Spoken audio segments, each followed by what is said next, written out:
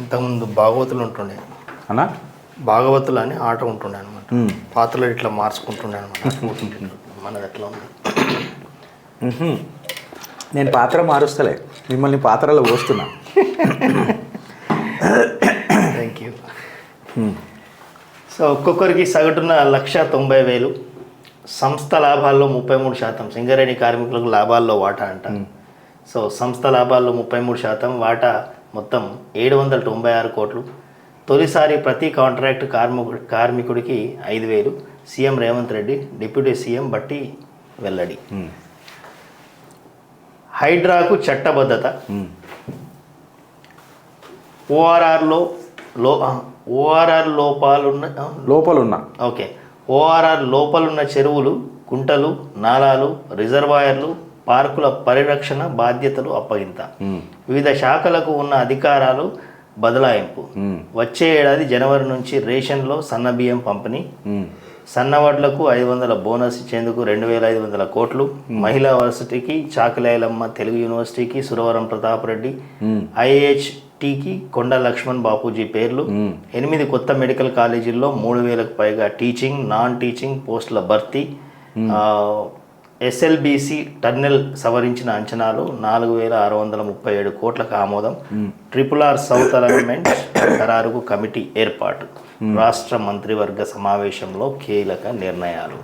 ఒక పెద్ద narrative run అవుతుందన్న, ఇది చూడండి మీరు ఇక్కడ. ఒక్కొక్కరికి 1,90,000, సగటున 1,90,000 మంచి అమౌంట్ ఒక్కొక్కరికి. 33% వాటా. ఓకే. ఏ సీఎం చేయలే. ఏ సీఎం చేయలే. దాంతోపాటు OSC బుక్ ఫేర్లకు కూడా పోయిండు. ఎవరు? రేవంత్ రెడ్డి OSC బుక్ ఫేర్లకు పోయిండు. RSS టిల్లు అని ఎవరైతే అన్నారో, అన్నా రేవంత్ అన్న అని పిలిపించుకునేటట్టు చేసాడు. హైడ్రాకు చట్టబద్ధత ఇచ్చిండు, అది ఆయన లక్ష్యం కాబట్టి ఇచ్చిండు. సెకండ్, చాకలి ఐలమ్మ యూనివర్సిటీ, కొండా లక్ష్మణ్ బాపూజీ గారి పేరు ఎక్కడో పెట్టిండు ఇంకొక దగ్గర. కొండ లక్ష్మణ్ బాపూజీకి ఉంది కదా మన IH Hyderabad university, what ever it maybe, దానికి ఒక కొండ లక్ష్మణ్ బాపూజీ గారి పేరు పెట్టిండు. ఇంకొకటి ఏం చేసిండు, రాజీవ్ గాంధీ స్టాచ్యూ కూడా పెట్టిండు. దానికంటే ముందు సెప్టెంబర్ 17 రోజు ప్రజాపాలన దినోత్సవం అని చెప్పిండు. ప్రజాపాలన దినోత్సవం అది గడియలు బద్దలు కొట్టిన ప్రజలే రాజులు అన్న పర్సెప్షన్ క్రియేట్ చేయడానికి ప్రయత్నం చేసిండు. ఓకే. ఇంకొకటి ఏం చేసిండంటే, సాక్షాత్తు ముఖ్యమంత్రి అయి ఇప్పటిదాకా నేను ఏ ముఖ్యమంత్రిని ఒక గణేష్ నిమజ్జనంలా, గణేష్ ప్రొసెషన్లా పాల్గొనుడు నేను చూడలే. ఇప్పుడు మీరు అనొచ్చు నేను రేవంత్ రెడ్డికి సపోర్ట్ చేస్తున్నానా. నేను రేవంత్ రెడ్డికి సపోర్ట్ చేస్తానా లేదా మీ మనస్సాక్షికి ఇచ్చి పెడతా. కాకపోతే నేను అడుగుతున్న ఏందనంటే, అబ్సల్యూట్ నరేటివ్ బిల్డింగ్ స్టార్ట్ చేసిండు రేవంత్ రెడ్డి. తన మారక రాజకీయం మొదలెట్టిండు రేవంత్ రెడ్డి. నేను వన్ టైం సీఎం కాదు, ఓటీపీని కాదు, నేను ఓటీపీని కాదు, నేను ఈటీపీని, అంటే ఇక అదేమంటారు ఎవర్ టైం సీఎంని అని అన్నట్టు, ఈటీపీ అని అన్నట్టు అట్లా ప్రొజెక్షన్స్ ఉన్నాయి. ఎందుకు చెప్తున్నానంటే, రేవంత్ రెడ్డిని ట్యాకిల్ చేయడం అనేది ఇప్పుడు కేసీఆర్ అనేట ఆయన అహంకారంతోని అధికారం నడిపిండు. అవును.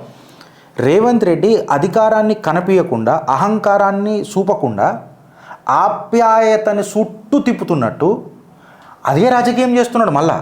అవును.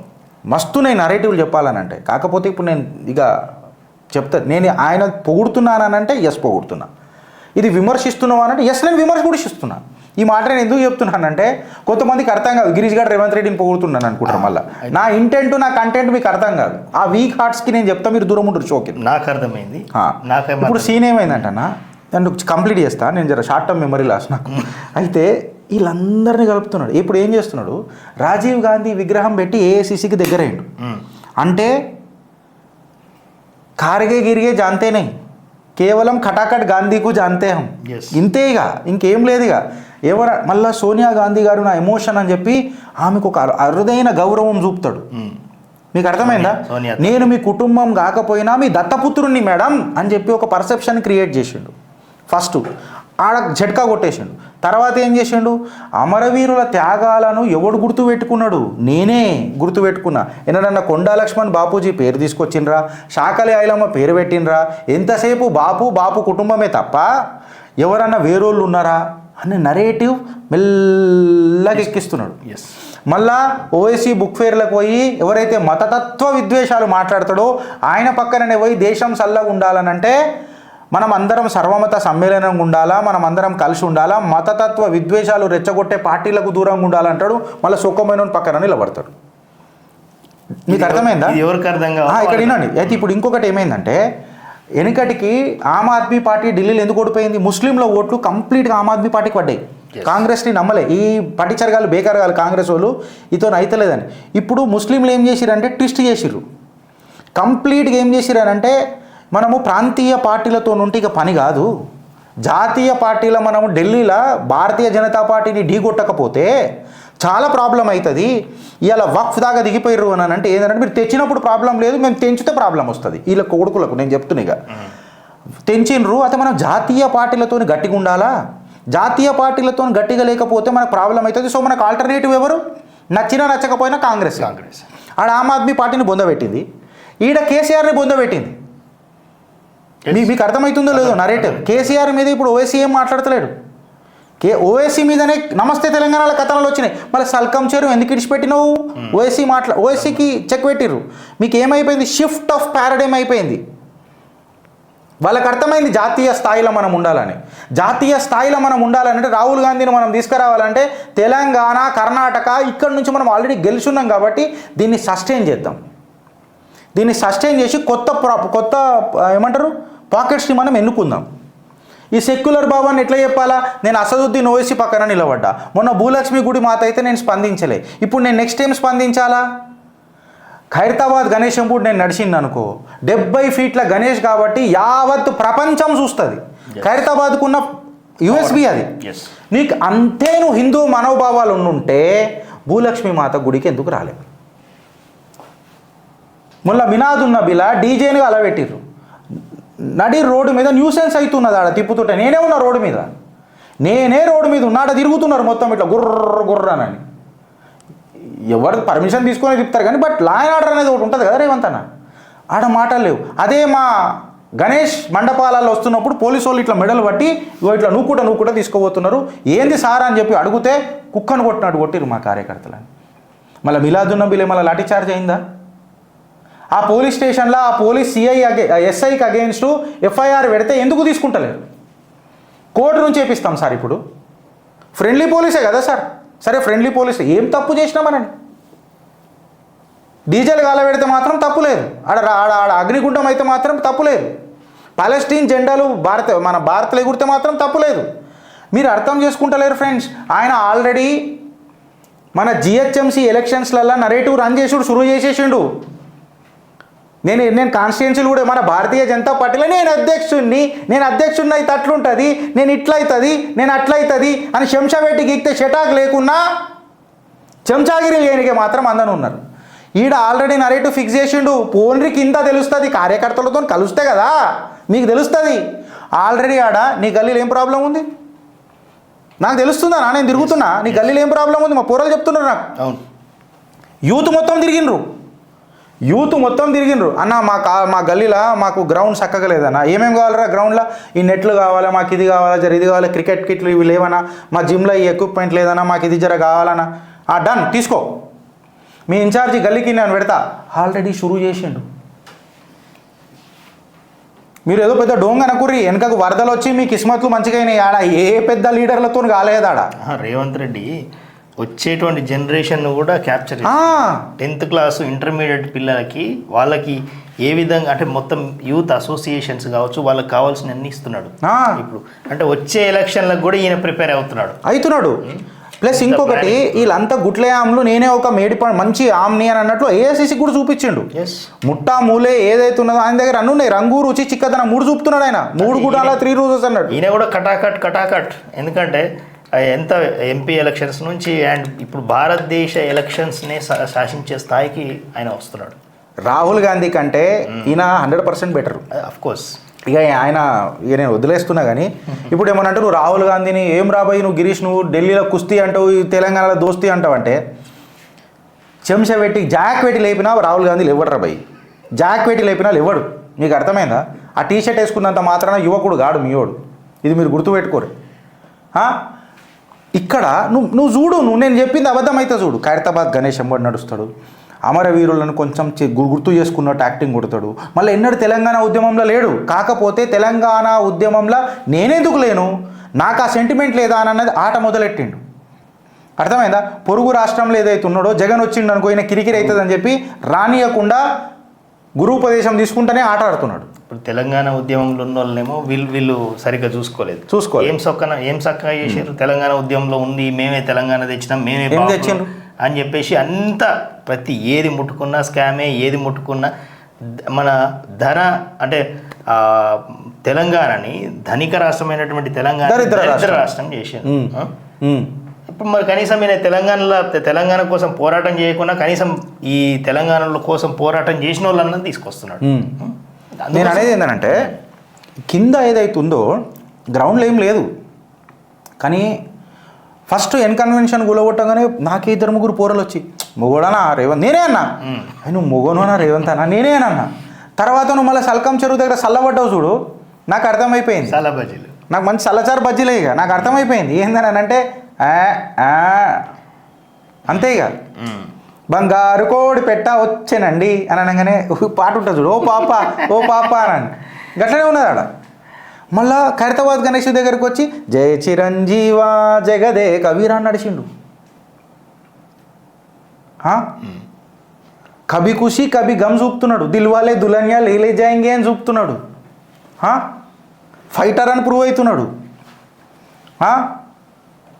టైటర్ అని ప్రూవ్ అవుతున్నాడు బాజీగర్ లెక్క మే హార్నే జీతనే వాళ్ళకు బాజీగర్కి అయితే అని చెప్పి పోతున్నాడు దిల్ దేకే దిల్ దియా హే సౌదా ప్యార్ కా కియా హే పడతలేడా కరెక్టా కదా నేను చెప్పింది కరెక్టే నెక్స్ట్ ఎలక్షన్స్కి రంగం సిద్ధం చేస్తున్నాడు మెహందీ సజాకే రకనా డోలీ సజాకే రకనా లేనే తుజే ఓ గోరి ఆయంగే రేవంత్ రెడ్డి గారు అన్నట్టు కరెక్టా యూత్ని మొత్తం ప్రోత్సహిస్తున్నాడు ఈ యూత్ని ఇప్పుడు ఈ కార్పొరేట్ ఎలక్షన్స్లలో పుష్ చేస్తున్నాడు అని అంటే ఆయన చూడన్నా మీకు అర్థమైతే లేదు వీళ్ళకు రాగానే అనిల్ కుమార్ యాదవ్ని రాజ్యసభ చేసేసాడు అంజన్ కుమార్ యాదవ్ ఇక ఫ్యూచర్ ఏమవుతుందో అనిల్ కుమార్ యాదవ్తోనే ఉంటుంది 2 టికెట్లు అంటే నడవయి అని చెప్పిండు నేను కుటుంబ మనిషిని కాదు నేను ప్రజల మనిషిని నేను నా ఇంట్లోనే ఉంటా నాకే ప్రజా దర్బార్ వద్దు అని అన్నాడు బట్టి విక్రమార్క గారికి ఇచ్చేసిండు సో ఆయన ఇచ్చే రకం దోచుకునే రకం కాదు అని అన్నట్టు ప్రూవ్ చేసిండు తన కుటుంబ సభ్యులను కూడా దగ్గర రానిస్తలేడు పర్సెప్షన్ క్రియేట్ చేసిండు అది నిజమా అబద్ధమా ఆయనకైనా కుటుంబ సభ్యులకు తెలుసు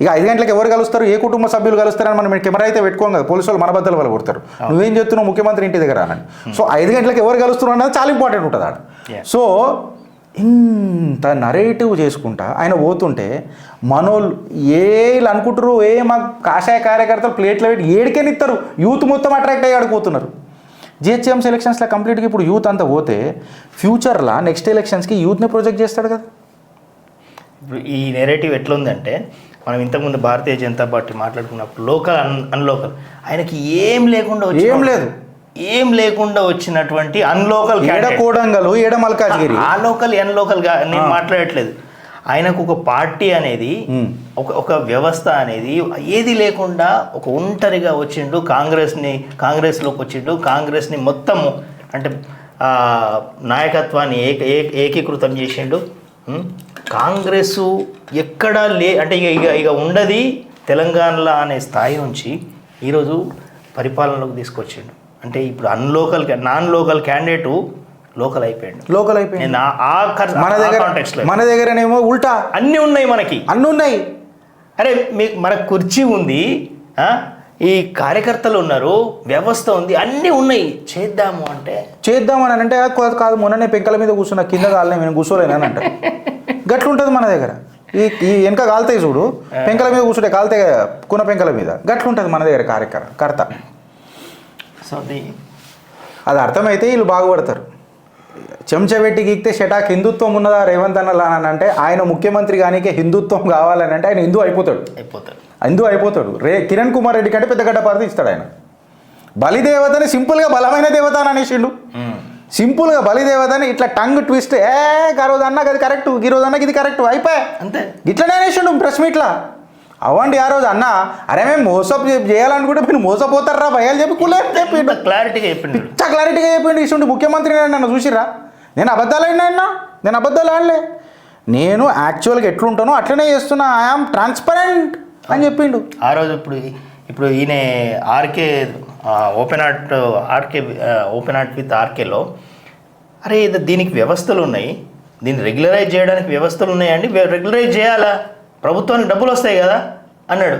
కానీ ఈరోజు చేయట్లేదు. ఇంకొక హైలైట్ ఈ పేపర్లో రాంది మనకు అర్థమైంది. ఇప్పుడు ఇలా చెప్తా, బీఆర్ఎస్ వాళ్ళు గంగలవడని నాకు సంబంధం లేదు, గంగల మూసిలో పోని వాళ్ళు మూసిలో పోని, మూసి కూడా నీళ్ళే కదా, మూసి ఖరాబ్ అవుతుంది వీళ్ళు తుంటే,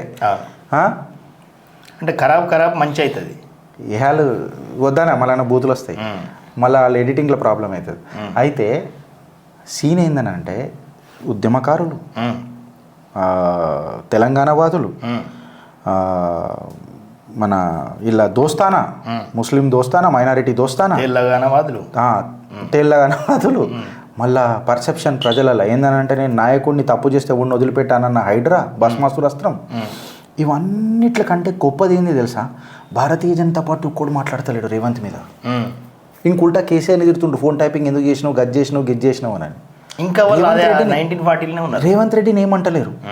పర్సెప్షన్ ఏం క్రియేట్ అవుతుంది, ద్రోహి సినిమాలో మనం పంపించినట్టే ఉంటుంది. ద్రోహి సినిమా తెలుసు కదా, కోరోరి యోగి నన్ను కొరికేరో అన్నట్టు. మేము మాట్లాడిన తప్పు అయితే ఇక మీరు ఉతికేయరు మమ్మల్ని. ఈ నరేటివ్ బ్యారేజీలు అని చెప్పి స్టోరేజీకి వాడినరు, మేడిగడ్డను స్టోరేజీకి వాడతామని ఇరిగేషన్ అధికారులు మాకు చెప్పలేదు. కాళేశ్వరం కమిషన్ ముందు TGERLGD మనోజ్ వెల్లడి బ్యారేజీలు కడుతూనే మోడల్ స్టడీస్ చేయించారు, గేట్లను తక్కువ ఎత్తుకు ఎత్తి పరీక్షలు చేశారు, దాంతో ప్రవాహ వేగం అంచనా వేయలేకపోయాం. సో టెయిల్ వాటర్ లెవెల్స్ తగ్గి మట్టి కొట్టుకుపోయి బ్యారేజ్ కుంగిందని వ్యాఖ్య. TGERL ST ఇవన్నీ కనబడతలేవు. SDSO ఆఫీసర్లకు విచారించిన కమిషన్ చైర్మన్ ఘోష్.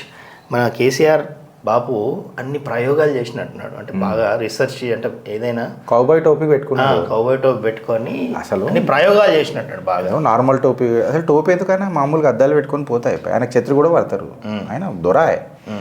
కౌబాయ్ టోపీ పెట్టుకున్నాడు, అది ఇట్లా వచ్చేసరికి కనబడలేదు బాబుకి. ముందే ఏదో హనీ బ్యాగర్ ఉంటుంది చూడు, 4 గంటల పాటు మత్తులు ఉంటుంది అది. ఓకే, ఫస్ట్ తేనె తింటుంది పొద్దుగా లేవగానే, తర్వాత మత్తు తిని ఇట్లా ఉంటుంది, జుమ్ బరాబర్ జుమ్ షరాబీ. హనీ బ్యాగర్ గురించి మాట్లాడుతున్నాను నేను. ఓకే, మళ్ళీ ఈ బ్యాగర్ గురించి మాట్లాడతలే నేను, బ్యాక్ పైపర్ గురించి కూడా మాట్లాడతలేను. ఇక అర్థం చేసుకుంటే అది మీ విఘ్నత, మీ థాట్ ప్రాసెస్. మా బాబు మంచోడైనా చెప్తాను నేను.